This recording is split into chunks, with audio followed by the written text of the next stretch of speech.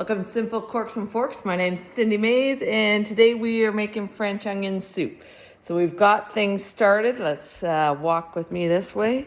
And what we've started doing is we've got 4 onions that we've chopped down. We've got them in a pot with butter, thyme, a fresh bay leaf, some garlic, and we're just caramelizing that, rendering it down.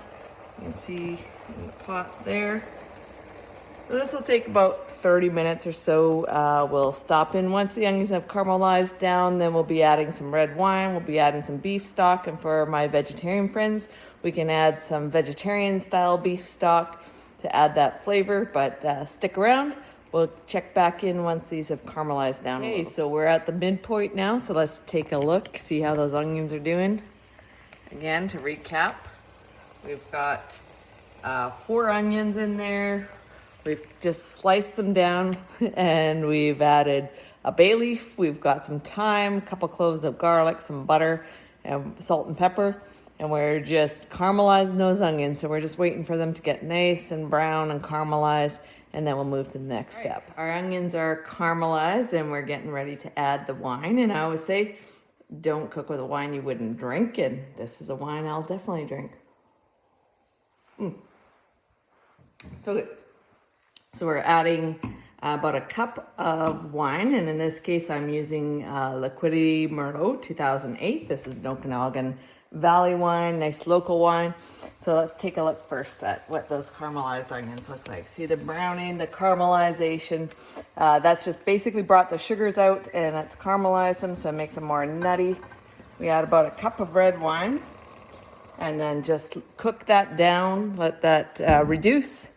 And then we'll move to the next stage after that's cooked out a bit, which will be adding a little bit of flour, about 3 tablespoons.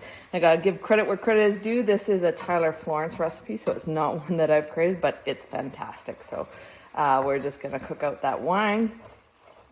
Then we'll be moving into adding a little bit of flour just to cook it down. It'll help to thicken the soup when we're ready to add the beef broth. Okay, so we've got our wine has cooked down. You can see it's cooked out. So we're gonna add some flour, and we're just gonna add a little dusting of flour. It'll help thicken it, but we wanna cook that flour out for about 10 minutes so that it gets rid of the raw flour taste. And then we'll add the beef stock in. And we've got the beef stock in another pot over here, which is heating up, so that'll go in at a high temperature. Just turn the heat down a little bit on the onions so that they don't burn and that the flour doesn't burn while we're cooking it out. So about 10 minutes and we'll add some beef stock and then we're almost there. Sneak peek, we will be adding a little bit of an unusual twist is made some homemade olive bread, and what I'm going to do is toast that and put some Gruyere cheese on top, melt that down and put it on top of the soup. Okay, so we've cooked the flour out for about 10 minutes, so now we're going to move on to adding the beef stock to the pot. We're going to add that, stir it in. Let's see.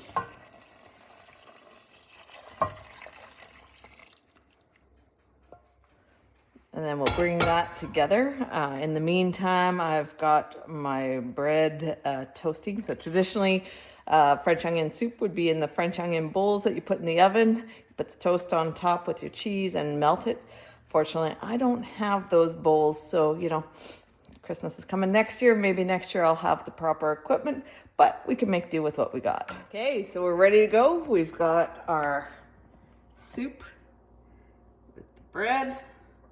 We did the toast on the side, so it's not baked properly, but you know what? I think it's still gonna taste pretty good. So see you next time.